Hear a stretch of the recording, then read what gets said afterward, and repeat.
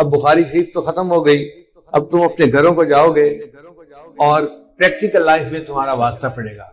کوئی بندہ جاب کرے گا، کوئی کاروبار کرے گا، کوئی قرضوں میں پھنسے گا، کوئی مشکل میں پھنسے گا، تو پریشان ہو کے کہے گا کہ بھائی میں اب کیا کروں ان حالات کے مسئلوں سے نکلنے کے لیے. بچیاں جائیں گی اپنے گھروں میں، ماں باپ ان کے رشتے کر دیں گے، مگر کچھ بچیاں ایسی بھی ہوں گی کہ تعلیم بھی مکمل ہو گئی، شادی کی عمر کو بھی پہنچ گئی، مگر رشتے نہیں آتے. اب بچیاں خود تو نہیں کر سکتی، وہ حالات کے اندر بند ہو جاتی ہیں، کر بھی کچھ نہیں سکتے اور نکلنے کا راستہ بھی نظر نہیں آتا. تو امام بخاری رحمۃ اللہ نے ان کو عمل بتا دیا کہ اگر تم تسبیح کا ذکر زیادہ کرو گے تو اللہ تعالیٰ تمہیں ان حالات میں سے نکال دے گا. اور اس کی دلیل یہ ہے کہ یونس علیہ السلام ایک پیغمبر تھے جو مچھلی کے پیٹ میں چلے گئے تھے. اب مچھلی کے پیٹ میں ان کو سمجھ نہیں لگ رہی تھی کہ باہر نکلنے کی کیا ترکیب ہے، کوئی مخرج نہیں نظر آتا تھا. انہوں نے اللہ کی تسبیح بیان کی، لا الہ الا انت سبحانک انی کنت من الظالمین. اللہ نے مچھلی کو حکم دیا کہ تم میرے یونس کو کنارے کے اوپر واپس نکالو، چنانچہ ان کو مچھلی کے پیٹ سے نجات مل گئی.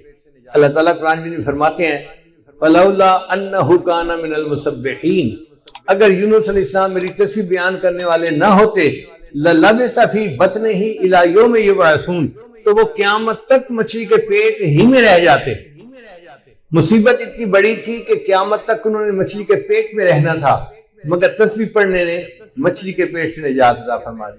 تو کئی مرتبہ لوگ قرض کی مچھلی کے پیٹ میں پھنس جاتے ہیں، نکلنے کا راستہ نظر نہیں آتا. تو امام بخاری نے چاہا کہ عزیز طلباء تمہیں عاملوں کے پاس جانے کی ضرورت نہیں ہے، میں بتا دیتا ہوں اس حدیث تسبیح کو پڑھ لیا کرنا، اللہ تمہیں حالات کی مچھلی کے پیٹ سے نکال دیں گے، اللہ تمہیں قرض کی مچھلی کے پیٹ سے نکال. اور یہ تجربہ شدہ بات ہے، آپ کسی مشکل میں پھنسے ہیں، آپ تسبیح کا ذکر کریں پھر دیکھیں اللہ اس مچھلی کے پیٹ سے کیسے نکال دیتے ہیں.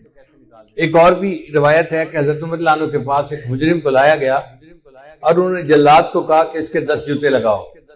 اب جلاد نے جب پہلا اس کو جوتا لگایا نا تو وہ کہنے لگا سبحان اللہ. یعنی اس زمانے کے مجرم بھی ایسے تھے جو آل فال نہیں بکتے تھے، بلکہ ان کو اگر ضرب پڑتی تھی تو وہ سبحان اللہ کا ذکر کرتے. تو جب اس نے سبحان اللہ کہا نا تو عمر رضی اللہ عنہ نے جلاد کو اشارہ کیا، دا ہو اس کو چھوڑ دو، ایک ہی کافی ہے. ابی بن کعب رضی اللہ عنہ ایک مفتی قسم کے صحابی تھے، وہ پاس بیٹھے ہوئے تھے، فضاحی کا وہ مسکرا پڑے. تو عمر رضی اللہ عنہ کو تعجب ہوا، انہوں نے پوچھا میں یدریکو کا، حضرت آپ مسکرائے کیوں ہیں؟ ان کا والذی نفسی بیدہ، قسم ہے اس ذات کی جس کے قبضے میں میری جان ہے، سبحان اللہ کے ذکر نے اس بندے کی سزا میں کمی کروا دی. 10 کا آپ نے حکم دیا تھا، 1 پہ معاف کر دیا.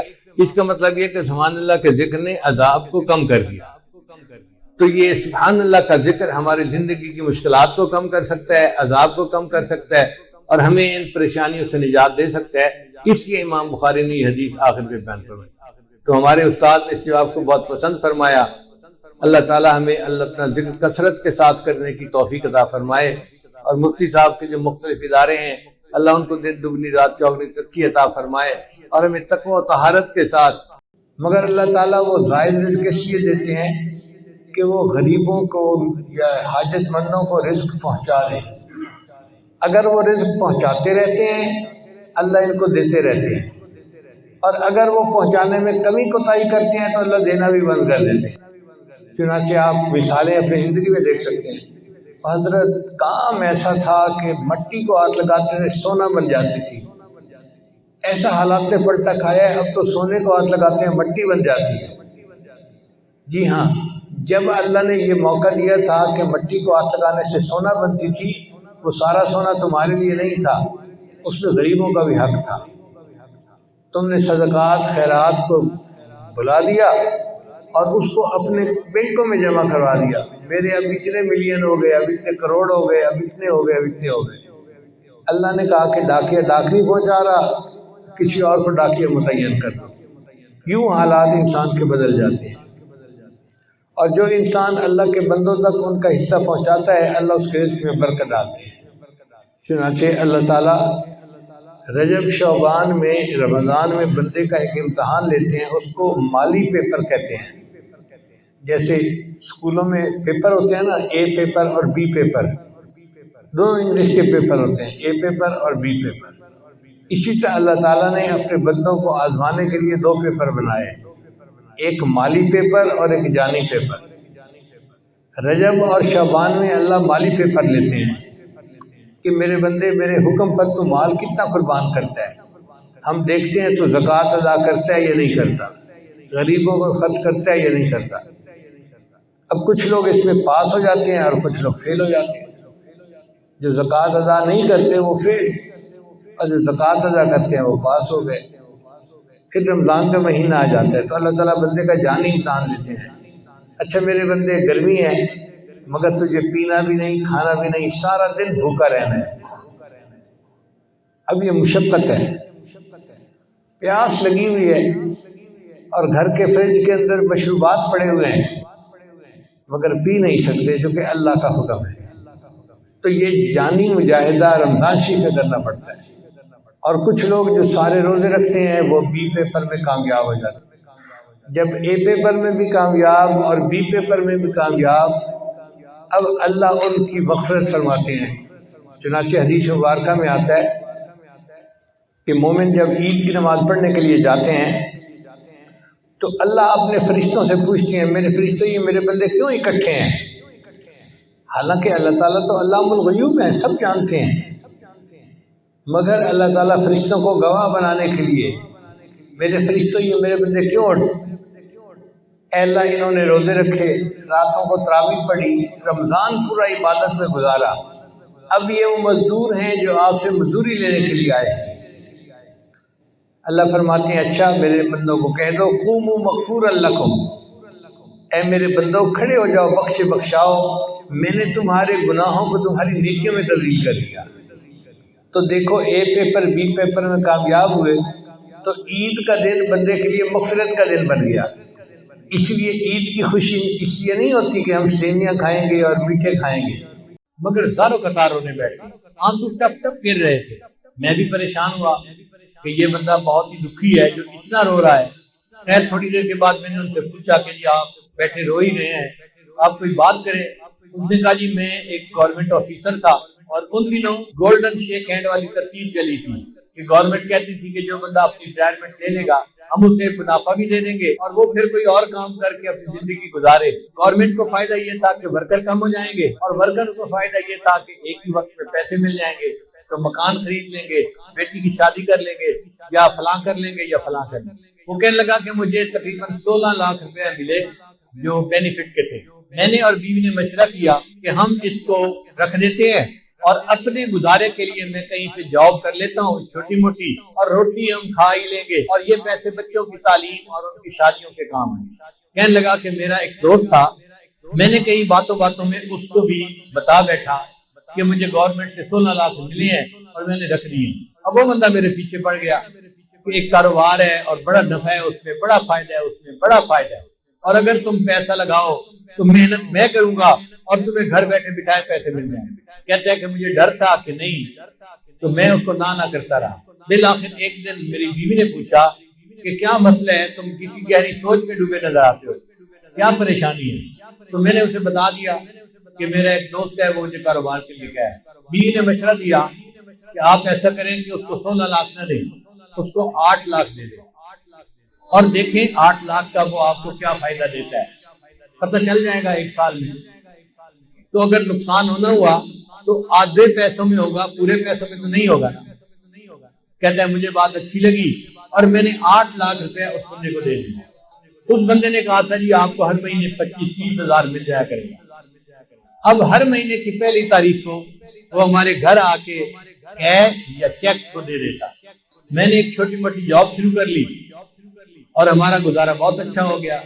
25-30 ہزار ادھر سے آ جاتے تھے، باقی ادھر سے مل جاتے تھے، اور ہم آرام کی زندگی گزارے۔ ایک سال پورا اسی طرح گزر گیا۔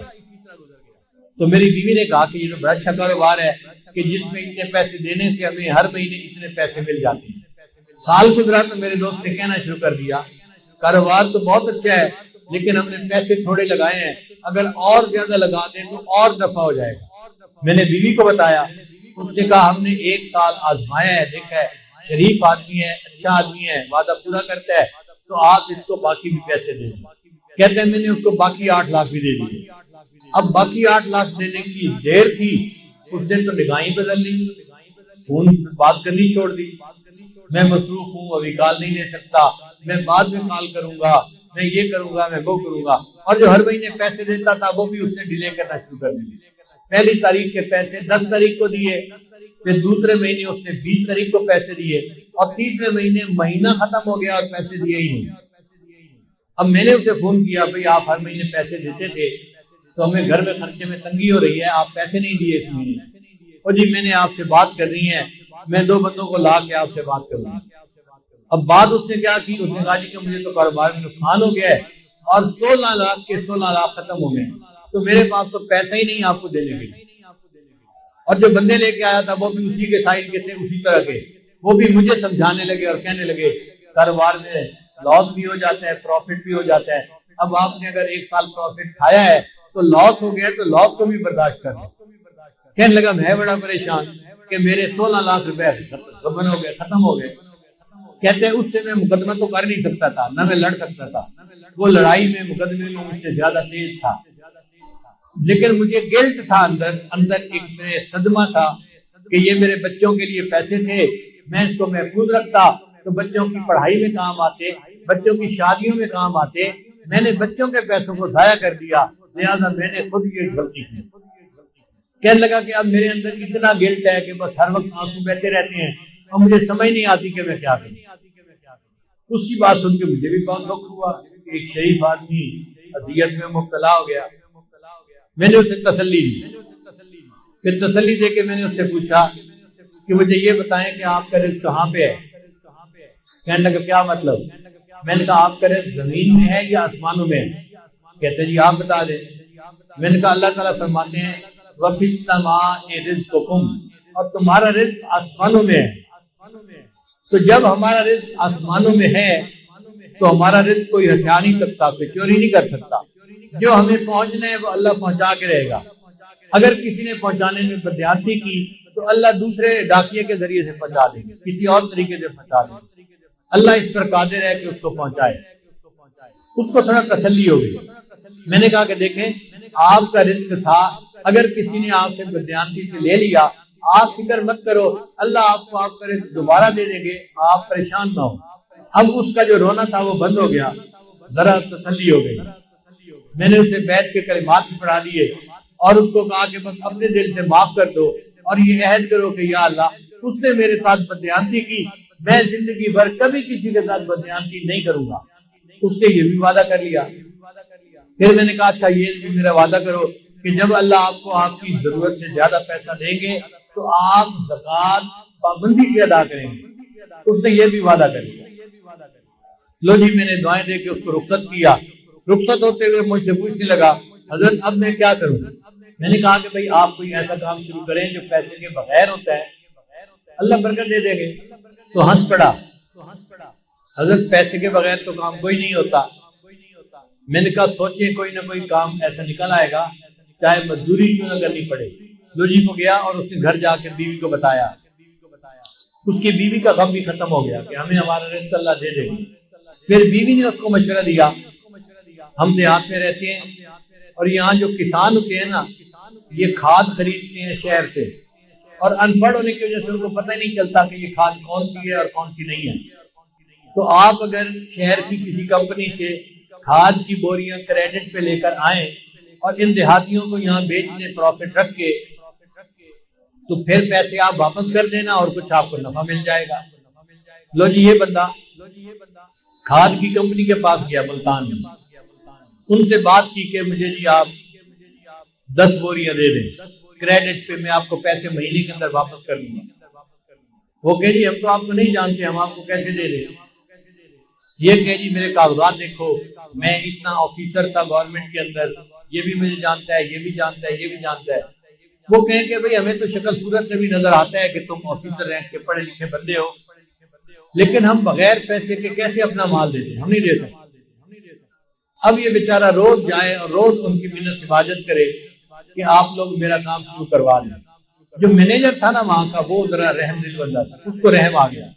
ایک دن وہ کہنے لگا دفتر والوں کو کہ بھائی اس کو 10 بوری کریڈٹ دے دو اور گارنٹی میری ڈال دو اگر اس نے پیسے نہ بھی دیے تو 10 بوری کے پیسے میں ادا کر دوں گا کہ چلو مجھ سے غلطی ہوئی، لیکن اب اس بندے کو 10 بوری دے دی۔ اس بندے کو یہ 10 بوری مل گئی، یہ لے آیا، اس نے آ کے کسانوں کو بیچی، ہر بوری پہ 50-50 روپیہ اس نے نفع رکھ لیا، تو 10 بوری کا اس کو اچھا بھلا فائدہ ہو گیا۔ چنانچہ پھر یہ 10 کی جگہ 20 بوری لینے لگ گیا، پھر 30 بوری لینے لگ گیا، پھر 50 بوری، کرتے کرتے ایک وقت آیا کہ کمپنی والوں نے کہا جی ہم آپ کو پورا ٹرک کریڈٹ پہ دے دیتے ہیں۔ اب اس نے کریڈٹ پہ ٹرک لیا اور لوگوں کو تقسیم کی کھاد اور ان سے پیسے لے کے واپس دے دیے۔ پھر ایک ٹرک سے 2 ٹرک اور 3 ٹرک اور ٹرکوں میں کام شروع ہو گیا۔ اللہ کی شان دیکھیں، کوئی 6-7 سال کا عرصہ گزرا ہوگا، یہ بندہ ایک دن میرے پاس واپس آیا، مجھے کہتے ہیں الحمدللہ حضرت آج میں 16 کروڑ کی پراپرٹی کا مالک ہوں۔ 16 لاکھ اس کے ضائع ہوئے تھے، اللہ پہ توکل کی، اللہ نے برکت رزق میں ایسی دی کہ 16 کروڑ کی پراپرٹی کا وہ مالک ہے۔ تو ہم کیوں اس معاملے میں شک میں پڑے یا اپنے دل میں حرام لگائیں؟ دل میں تسلی رکھیں، اللہ نے جو ہمیں دیا ہے وہ اللہ نے ہمیں پہنچا کے رہنا ہے۔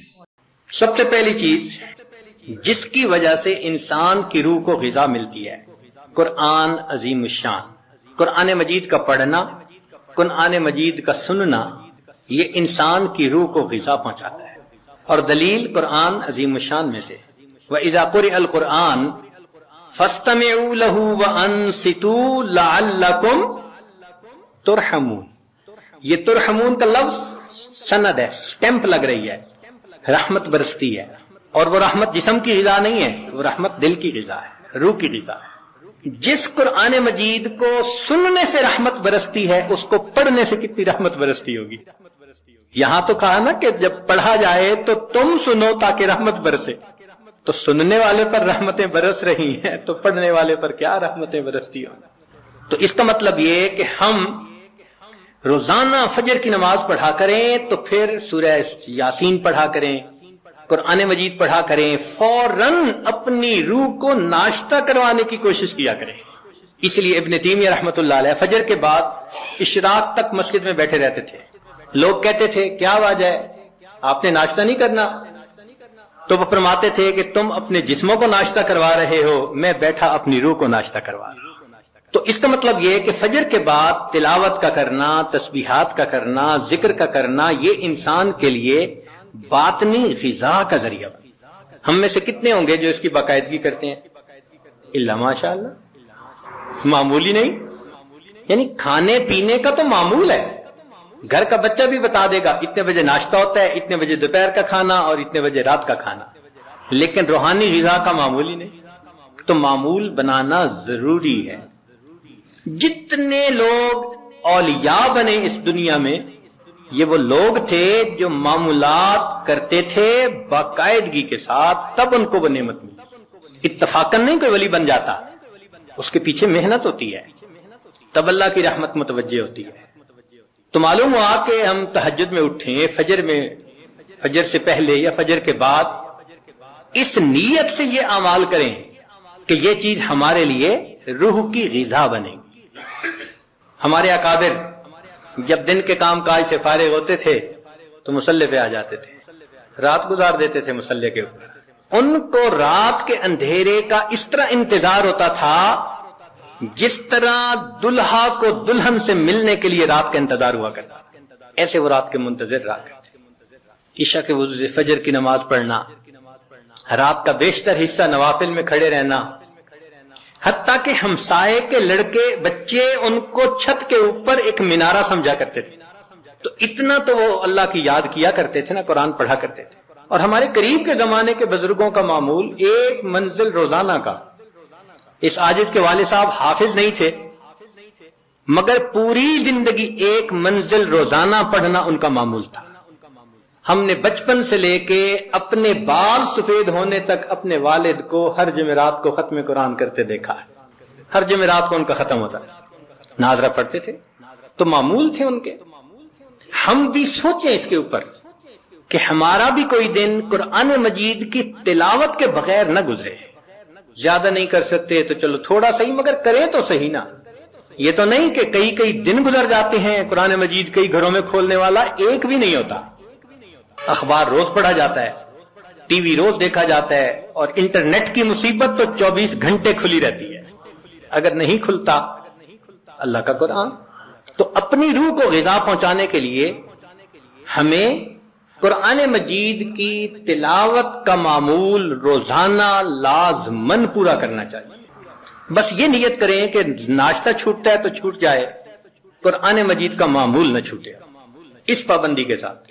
اچھا صبح نہیں پڑھ سکے تو شام پڑھ لیں۔ نبی علیہ الصلوۃ والسلام کی تو ماشاءاللہ سنت ہی یہی ہے۔ کچھ صورتیں ہیں جو صبح پڑھنا مسنون ہے، کچھ ظہر کے بعد، کچھ مغرب کے بعد، کچھ عشاء کے بعد سونے سے پہلے۔ حدیث پاک میں آتا ہے نبی علیہ السلام سونے سے پہلے سورہ ملک پڑھا کرتے تھے۔ یہ کیا چیز تھی؟ جیسے آپ کچھ دیر کے بعد نا کینڈی کھا رہے ہوتے ہیں، بسکٹ کھا رہے ہوتے ہیں، فلاں چیز کھا، یہ اسی طرح ہے کہ معمول ساتھ ساتھ چلتا رہتا ہے، روح کو غذا ملتی رہتی ہے۔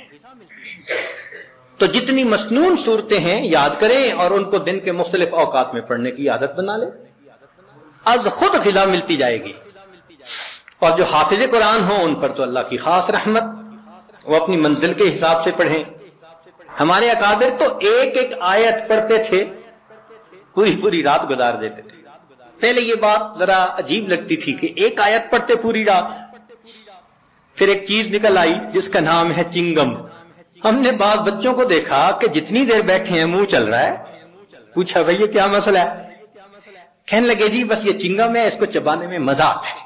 بھئی اگر ایک ایک گھنٹہ ایک ہی چیز کو چبانے کا مزہ یہ پا رہے ہیں تو ہمارے اکابر بھی ایک ایک آیت کو بار بار پڑھ کر کندے مکرر کا مزہ لیا کرتے ہیں، ان کو بھی مزہ آتا تھا۔ تو پہلی چیز جس سے ہم نے اپنی روح کو غذا پہنچانی ہے وہ کیا چیز ہے؟ قرآن مجید کی تلاوت کرنا۔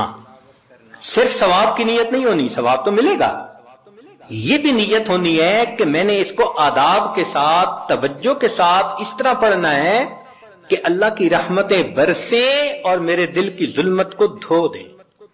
دوسری چیز جس سے کہ انسان کے اوپر اللہ کی رحمت برستی ہے اس کو کہتے ہیں استغفار۔ استغفر اللہ ربی من کل ذنب واتوب الیہ۔ قرآن مجید میں اللہ رب العزت نے حکم فرمایا واستغفر اللہ، استغفار کرو۔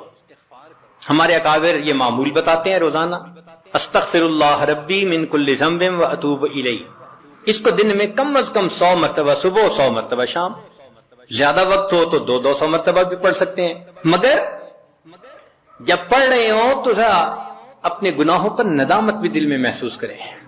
یہ نہ ہو کہ زبان پہ استغفار چل رہا ہے اور دن میں گناہوں کے خیال چل رہے ہیں۔ رابعہ بصریہ رحمت اللہ علیہ فرماتی تھیں استغفارنا یحتاج الی استغفار، کہ ہم ایسا استغفار کرتے ہیں کہ اس کے اوپر ہمیں استغفار کرنے کی ضرورت ہے۔ سبح برکف، توبہ برلب، دل پر از لطف گناہ، ہاتھ میں تسبیح، زبان پہ توبہ اور دل گناہ کی لذت میں پڑا ہوا ہے۔ معصیت را خن میں آیت بر استغفار ما، میرے استغفار کے اوپر تو گناہ بھی کھڑا ہنس رہا ہے۔ تو ایسا استغفار نہ ہو، صحیح ندامت کے ساتھ ہم استغفار پڑھیں تو اللہ تعالیٰ کی رحمت برسے گی۔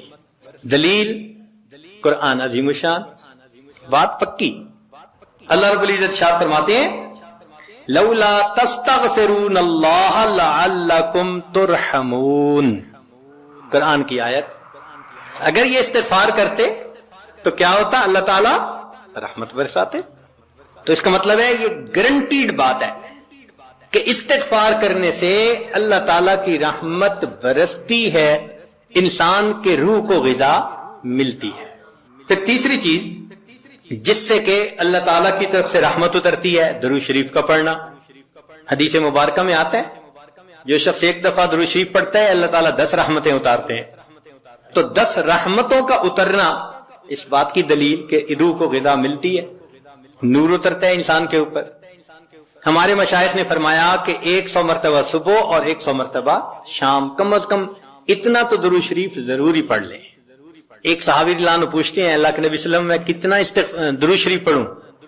فرمایا زیادہ پڑھ، چوتھائی حصہ، زیادہ پڑھو گے تو فائدہ زیادہ۔ اللہ کے نبی صلی اللہ علیہ وسلم آدھا حصہ، بھائی زیادہ پڑھو گے تو زیادہ فائدہ، 3 حصے، فرمایا اور زیادہ، تو 4 حصے۔